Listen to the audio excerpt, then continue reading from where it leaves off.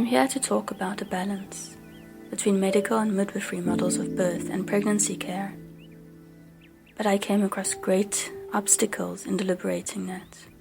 I think the problem is that I gave birth to my baby in my 3rd year of medical school. I hadn't done any clinical medicine. It remained theoretical biology at that stage. And I had an amazing birth. And I got it. In that birth, I got it. I believe a good hearty personal story helps a good talk to take root, so here is mine.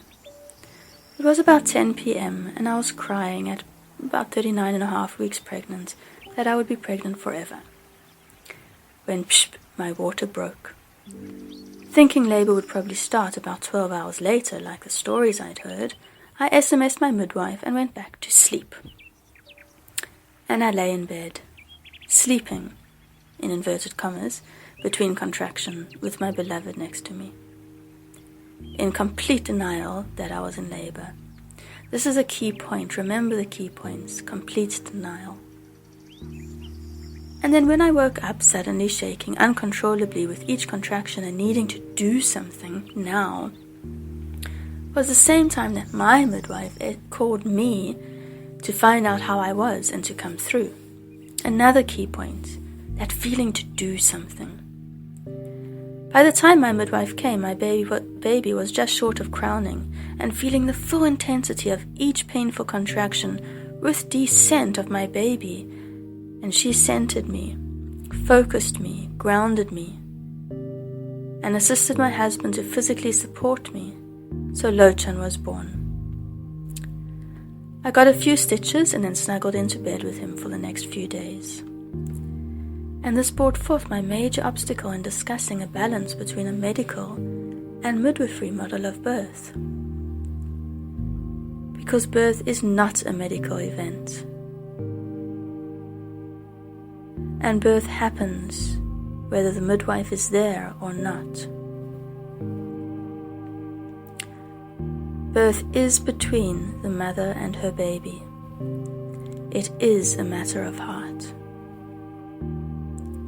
I rarely tried.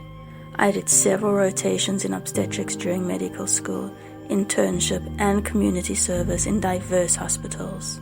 MOUs, saw private mothers, assisted private midwives, home births, spoke to many mothers, seen mothers die, seen babies die, seen babies almost die, seen mothers almost die.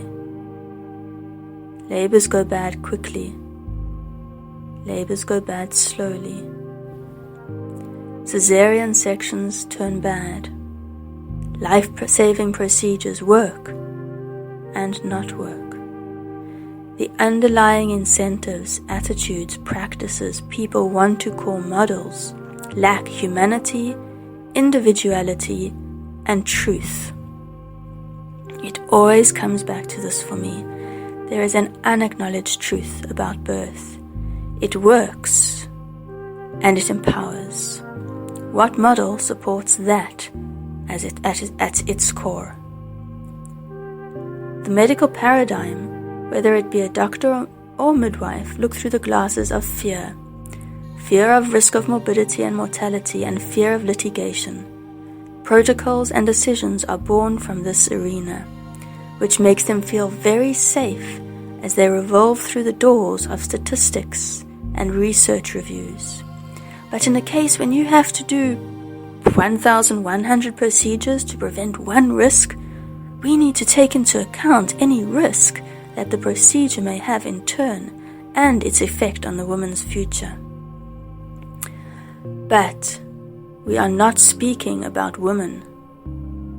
We are speaking about numbers.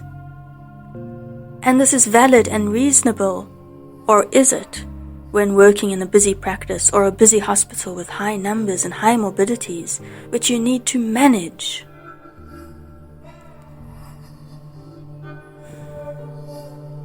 And a midwife model is typically where the pregnant woman and her midwife have an open, trusting relationship based on mutuality, open information, shared decision-making, knowing the pregnant mother deeply as well as her fears and hopes and character.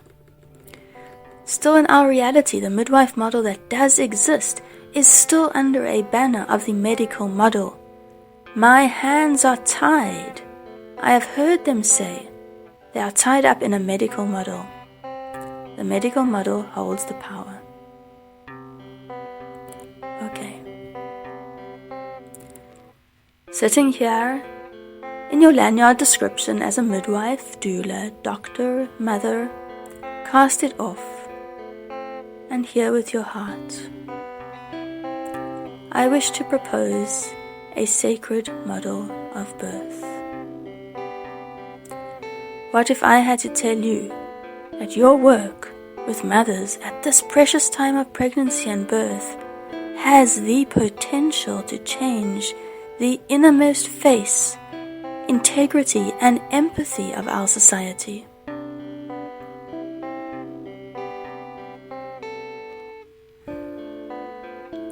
What if I had to tell you that the emotional, spiritual, and physical womb time is the most important time of impact and potential to not only form and grow empathic, secure, and confident children, but in turn to change society for the good? The time in the womb, the physical environment, nutritional status, emotional and mental status, stress exposure, and connecting with your mother at this time is profoundly, deeply interconnected with your innermost character, insecurities, fears, responses. It shapes how you perceive the world as a safe and loving place or a place of animosity and danger. Do you greet the world with arms of love or with weapons of protection? Just imagine this potential.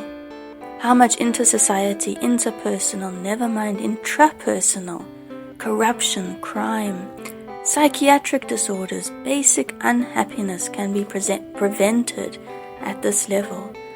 Consider now how you can support this for each of your pregnant clients. Does then not become the most important question in pregnancy care? What is your role in assisting your pregnant client to feel supported, amazing, like she is part of a huge miracle growing inside her and she can trust her body to continue? Can you do that? Or is there some fear-based doubt holding you back? Now, just for a moment, take off your lanyard, take off your designated hat, and sit quietly and comfortably. Close your eyes if you like, and place your hand on your heart area. And remember why you are doing this work that you are doing. What love, compulsion, pull led you to do this work, which is really a calling. And just allow yourself on every level to remember that feeling. Allow it to soak over you. Feel it in each cell. Listen to it. Taste it. Embrace its color. Does it still lead you? Is it based in fear or love? Let it enter your heart again, so it can always be with you as it always is.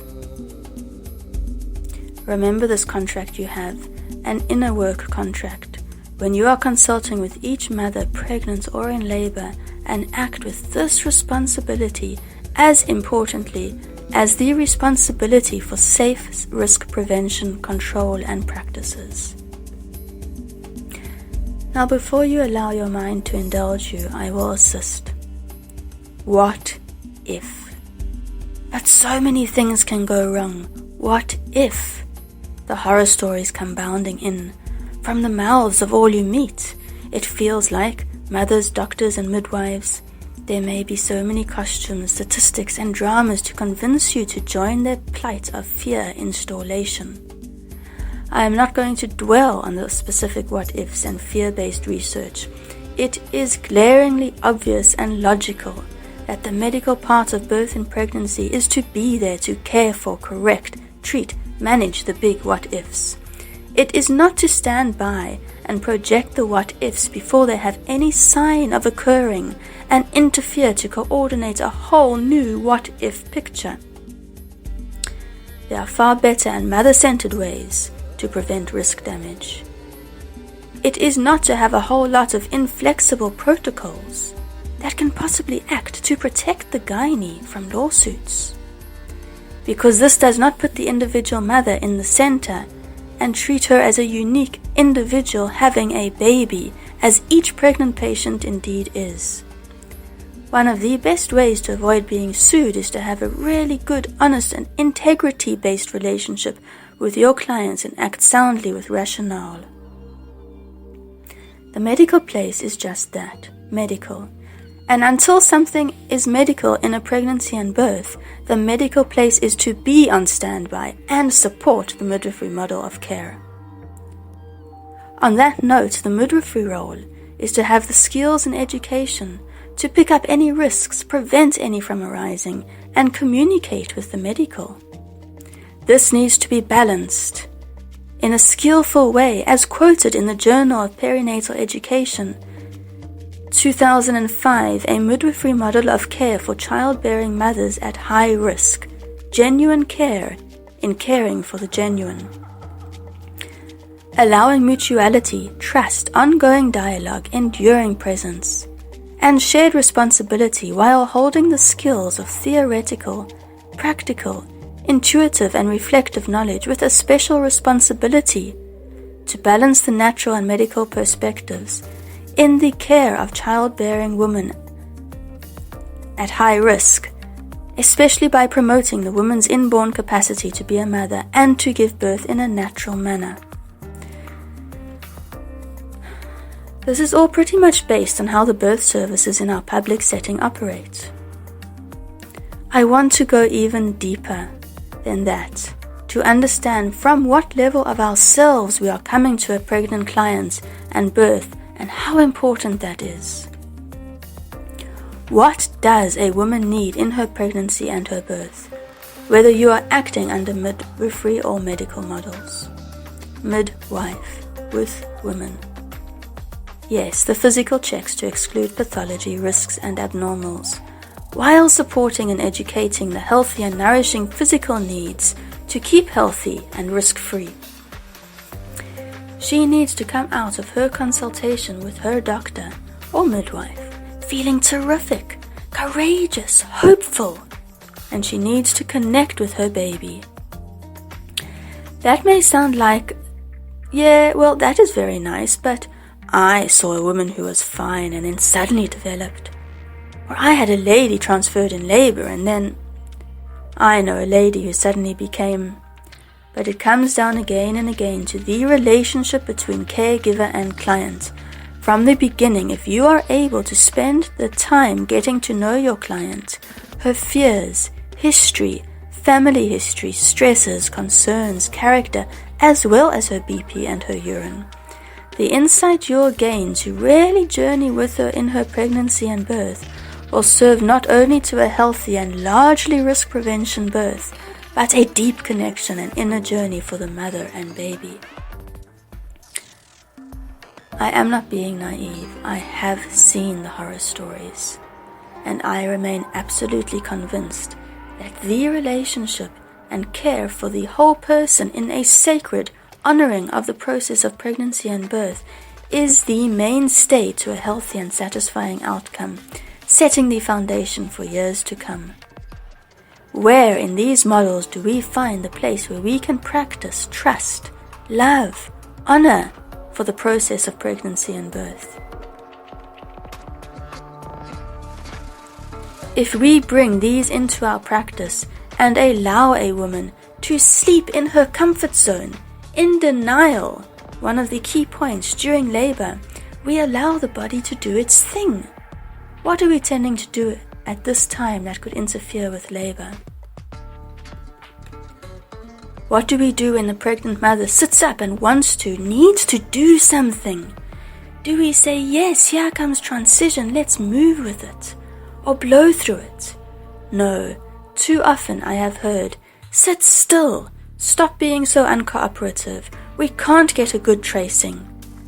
Okay, let's put a catheter in, then you don't have to go to the toilet. What else can be expected when you have 2 nurses on your floor in a busy labor ward? When have we looked into a laboring lady's eyes and met her with love and said, you are doing so beautifully and your body is just amazing? Bringing the sacred model into birth will save lives, save money, save cesarean rates, and save staff burnout. Women will give birth to healthier babies, feel better about themselves and becoming a parent, and babies will respond. Just try it.